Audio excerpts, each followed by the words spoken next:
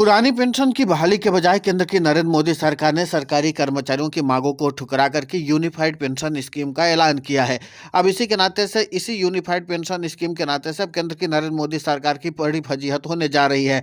दरअसल पुरानी पेंशन की बहाली के मुद्दे पर आंदोलित सरकारी कर्मचारियों को एक बात समझ में आ चुकी है कि अगर यूनिफाइड पेंशन स्कीम का केंद्र की नरेंद्र मोदी सरकार ने ऐलान किया है और खुद प्रधानमंत्री नरेंद्र मोदी ने सरकारी कर्मचारियों के प्रतिनिधियों से बैठक करने के बाद यूनिफाइड पेंशन स्कीम की घोषणा करवाई थी। खुद प्रधानमंत्री नरेंद्र मोदी ने बाद में ट्वीट करके इसकी जानकारी दी थी। अब इसके पीछे का हम सियासी गणित आपको बता देते हैं। दरअसल पुरानी पेंशन की बहाली के मुद्दे पर आंदोलित सरकारी कर्मचारी इस बात को समझ चुके हैं कि अगर अभी हम लोग यूनिफाइड पेंशन स्कीम में स्विच करते हैं, यानी न्यू पेंशन स्कीम के बजाय जो सरकार ने एक और विकल्प दिया है सरकारी कर्मचारियों को कि आप यूनिफाइड पेंशन स्कीम में स्विच कर सकते हैं। अगर सरकारी कर्मचारी यूनिफाइड पेंशन स्कीम में स्विच करते हैं तो जाहिर सी बात है कि उनकी लड़ाई डाइवर्ट हो जाएगी। सरकारी कर्मचारी जो पुरानी पेंशन की लड़ाई लड़ रहे हैं वो फिर न्यू पेंशन स्कीम और यूनिफाइड पेंशन स्कीम के चक्कर में पड़ करके रह जाएंगे। इसीलिए सरकारी कर्मचारियों के प्रतिनिधियों ने संयुक्त रूप से यूनिफाइड पेंशन स्कीम को बहिष्कार करने का फैसला कर लिया है। जिन भी राज्यों में सरकारी कर्मचारी न्यू पेंशन स्कीम के तहत उसके दंश को झेल रहे हैं, वहां के सरकारी कर्मचारियों के प्रतिनिधियों ने कहा है कि भले ही राज्य के मुख्यमंत्री की तरफ से या देश के प्रधानमंत्री की तरफ से यूनिफाइड पेंशन स्कीम का ऐलान कर दिया जाए, सरकार के तरफ से लागू कर दिया जाए, लेकिन कोई भी सरकारी कर्मचारी यूनिफाइड पेंशन स्कीम को अपने तरफ से सब्सक्राइब नहीं करेगा। इसका मतलब साफ है कि भले ही ऐलान कर दिया जाएगा लेकिन जमीन पर वो योजना उतारी ही नहीं जा सकेगी। और कुछ सरकारी कर्मचारी जो हैं वो इस बात के लिए अड़ चुके हैं कि हम लोग किसी भी हाल में यूनिफाइड पेंशन स्कीम को स्वीकार करने के लिए तैयार नहीं हैं। हम ये बात आपको इसलिए बता रहे हैं क्योंकि अब इस बार देश का पूर्णकालिक बजट पेश होने जा रहा है और बजट में इस बार फिर से यूनिफाइड पेंशन स्कीम का गजट तैयार होगा, क्योंकि जाहिर सी बात है कि जो अभी ये बजट पेश होगा वो 1 अप्रैल से लागू हो जाता है। तो जाहिर सी बात है कि 1 अप्रैल से ये यूनिफाइड पेंशन स्कीम अपने प्रभाव में आ जाएगी और उसके बाद ये सरकार के जो बजट है वो गजट के रूप में लागू होकर के और सीधे सीधे सरकारी कर्मचारियों के लिए एक विकल्प मिल जाएगा कि वो यूनिफाइड पेंशन स्कीम को सब्सक्राइब कर सकते हैं। इसीलिए सरकार इस बार पूर्णकालिक बजट में यूनिफाइड पेंशन स्कीम को ज्यादा महत्व और बढ़ा चढ़ा करके दिखाएगी।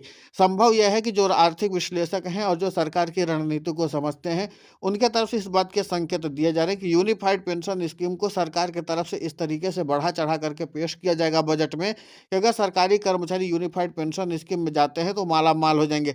ठीक वैसे ही जैसे पहले न्यू पेंशन स्कीम को लेकर के तमाम तरह के सपने दिखाए गए थे कि शेयर बाजार में पैसा आएगा और शेयर बाजार के पैसे से सरकारी कर्मचारी माला माल हो जाएंगे। हकीकत क्या निकली थी कि न्यू पेंशन स्कीम के दंश झेल रहे सरकारी कर्मचारी आज के समय में 100, 150, 200, 300 रुपए के लिए मोहताज हैं। इतनी ही पेंशन उनको मिल रही है। इसीलिए इस बार जो आर्थिक विश्लेषकों ने जानकारी दी उन्होंने कहा कि ठीक इसी तरीके से यूनिफाइड पेंशन स्कीम भी होने जा रही है।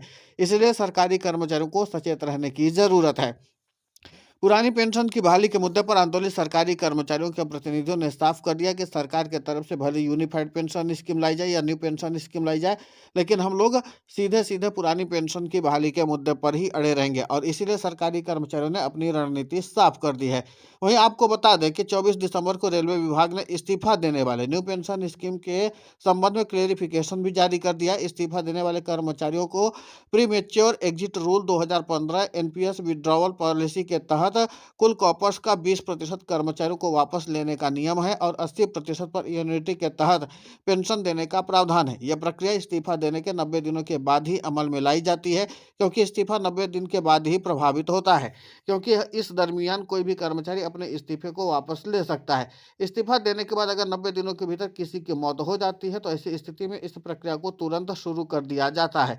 सोचने वाली बात है कि जब 90 दिनों के बाद ही इस्तीफा प्रभावी होता है तो इस दरमियान होने वाली मृत्यु के संबंध में उस परिवार को ओपीएस का लाभ क्यों नहीं दिया जाता है, जबकि सेवा काल के दरमियान मौत होने पर 30 मार्च 2021 के नियम के अनुसार पुरानी पेंशन देने का प्रावधान पहले से ही मौजूद है। इस संबंध में हमने पहले भी गवर्नमेंट ऑफ इंडिया से ऐसे सभी केसों में ओपीएस का लाभ देने की मांग की थी ताकि डेथ में किसी भी केस में सभी को एक समान न्याय मिल सके।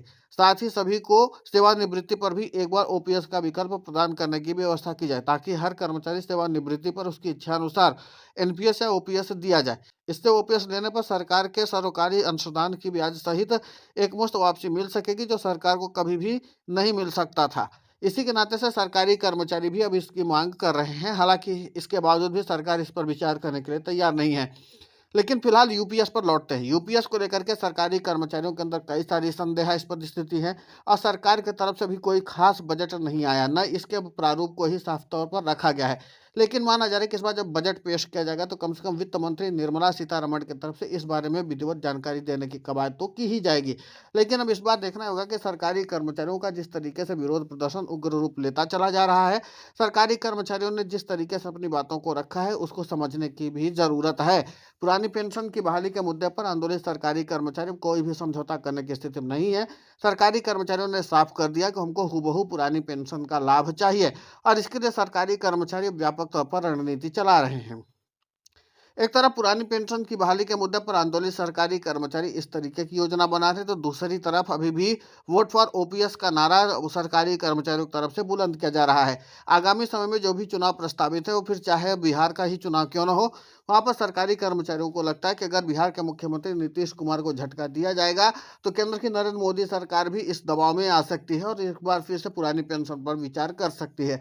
यानी सरकारी कर्मचारियों ने पूरा ध्यान बिहार के विधानसभा चुनाव पर भी रखा है।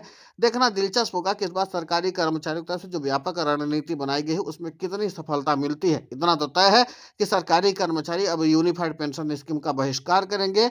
एनपीएस का पहले से ही बहिष्कार कर रहे थे और इसके अलावा वोट फॉर ओपीएस के नारे को बुलंद भी करेंगे। तो कुल मिलाकर के सरकारी कर्मचारी व्यापक रणनीति के तहत सरकार को एक बार फिर से टक्कर देने की योजना पर काम कर रहे हैं। फिलहाल इस पूरे घटनाक्रम को लेकर के आपकी प्रतिक्रिया बहुत महत्वपूर्ण होती है। आप हमें कमेंट करके जरूर बताएं। साथ ही हमारे चैनल को सब्सक्राइब करें, खबर को ज़्यादा से ज़्यादा शेयर करें ताकि पुरानी पेंशन की बहाली का मुद्दा और बुलंद हो।